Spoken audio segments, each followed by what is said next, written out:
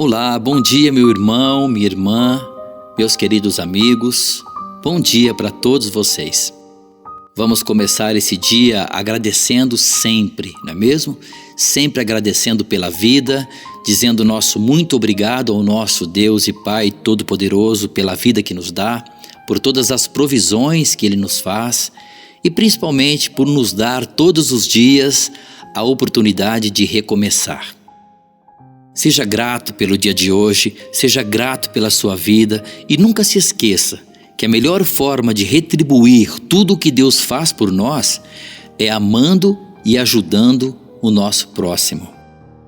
Bem, e é sobre isso que eu gostaria de falar com você hoje, sobre o amor ao próximo. Bem, vamos começar essa reflexão lendo o Evangelho de Mateus, capítulo 22, versículo 39. Jesus disse: ame a Deus de todo o seu coração, de toda a sua alma e de todo o seu entendimento.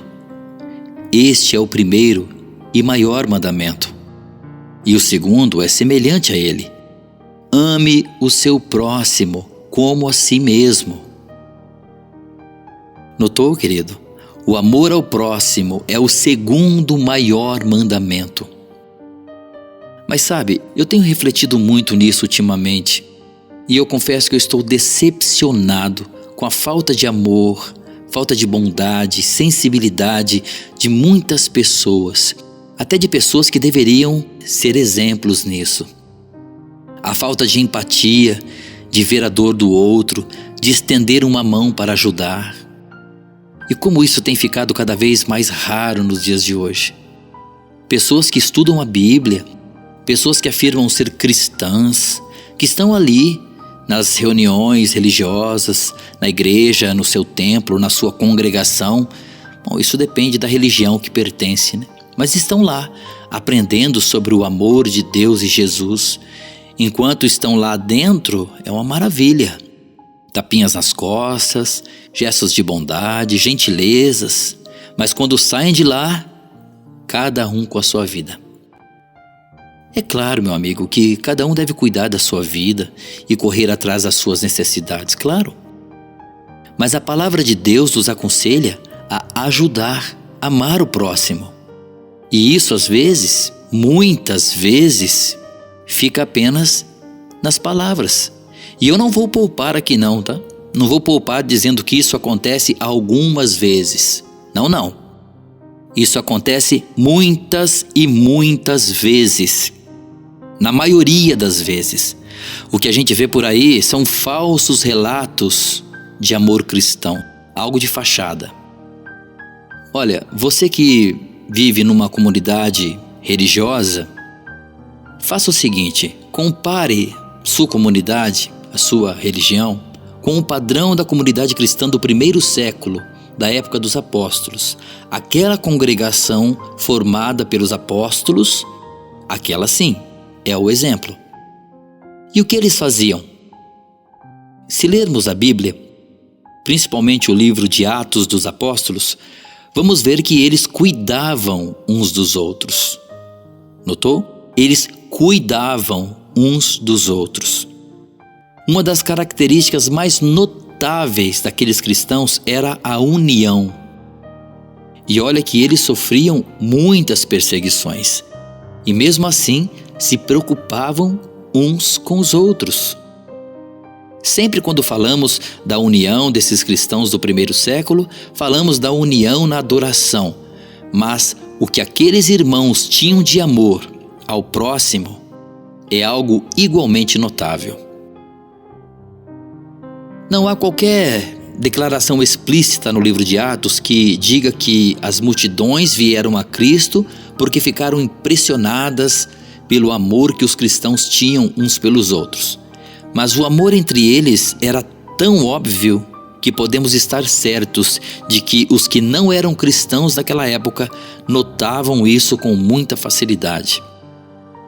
No Evangelho de João, capítulo 13, versículo 35, Jesus Cristo disse aos seus seguidores que o amor deles uns pelos outros provaria ao mundo que eles eram seus discípulos. E foi o que aconteceu naquela época. Em Atos capítulo 2, versículo 44 ao 47, nós vemos que os cristãos primitivos agiam como um grupo de apoio uns para os outros. Também temos Atos capítulo 6, versículo de 1 a 7, que diz que eles ajudavam as viúvas. Não é de admirar que multidões viessem a Cristo naqueles dias. Esse tipo de amor entre os cristãos é que faz com que as pessoas de fora se acheguem ao cristianismo de verdade. Agora, meu querido irmão, minha irmã, meu amigo, faça uma reflexão e responda para si mesmo. É assim na sua comunidade cristã? O amor está apenas nas palavras e nas reuniões da sua igreja, da sua congregação? Reflita nisso e tome cuidado com falsas propagandas de ajuda humanitária. Olha, meus queridos amigos, nunca devemos nos esquecer que amar ao próximo é um mandamento, o segundo maior mandamento. Se você vê o seu irmão padecer necessidade e não faz nada para ajudar, então você não pertence ao cristianismo. Você diz que pertence, mas não pertence. Me desculpe a sinceridade, mas quando se trata da verdade da palavra de Deus, eu não tenho nenhum medo de falar, não. Se você se diz um cristão e com condições não ajuda seu irmão e sua irmã, o seu próximo, não precisa apenas ser o seu irmão na fé.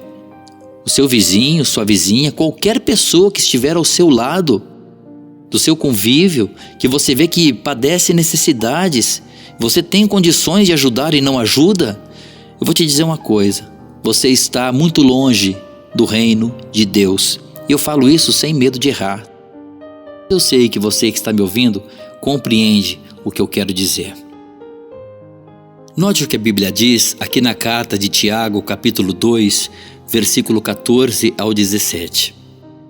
Esse texto fala que a fé sem obras está morta, e muitos acham, ao ler esses versículos, que as obras aqui é pregar a palavra de Deus. Mas não é isso não. Vamos ler? O texto diz assim: De que adianta, meus irmãos, alguém dizer que tem fé se não tem obras? Será que essa fé pode salvá-lo? Se um irmão ou uma irmã não tem o que vestir, nem alimento suficiente para o dia, e um de vocês lhe diz: vá em paz, mantenha-se aquecido e bem alimentado, mas não lhe dá o que ele necessita para o corpo, de que adianta isso? Assim também a fé, por si só, sem obras, está morta. A obra aqui, que ele estava mencionando, é ajudar os necessitados. Era disso que ele estava falando. Isso é ser cristão de verdade. Mas o que acontece hoje é que um irmão, quando vê outro passar necessidade, ao invés de estender a mão, estende a língua. Olha, essa falta de solidariedade e amor ao próximo hoje anda me assustando, sabe? Cada dia que passa eu vejo mais frieza, mais falta de bons sentimentos e ausência de pessoas que realmente se importem com as outras. Parece que todos se esqueceram que o amor é o sinal do verdadeiro cristianismo. E lembrando também que quando Jesus arrecadava dinheiro, juntamente ali com seus apóstolos, aquele dinheiro ele usava para ajudar os pobres e famintos. Aquele dinheiro não era para a sua obra. É claro que a obra de Deus necessita de dinheiro, obviamente, mas vemos aqui que Jesus tinha uma preocupação especial com pessoas necessitadas, com os pobres. Então, vamos imitar os passos de Cristo. Ao vermos nossos irmãos, nossos amigos passarem necessidades, se estiver ao nosso alcance, vamos ajudar. Não precisamos esperar ele pedir ajuda. Quem ama se prontifica. Quem ama oferece ajuda, não espera a pessoa pedir. Muitas pessoas têm vergonha de pedir. Mas o verdadeiro amor deve motivar-nos a agir rapidamente quando podemos, quando está ao nosso alcance. Assim, queridos, poderemos orar de consciência tranquila, sem medo de sermos falsos cristãos. Para finalizar, eu gostaria apenas de ler as palavras do apóstolo João, aqui na sua primeira carta, capítulo 3, versículo 18. Ouça essas palavras e reflita. O texto diz: Filhinhos, não amemos só de palavras ou de aparência, mas em verdade, mostrando pelas nossas ações. Reflita nisso e que Deus te abençoe.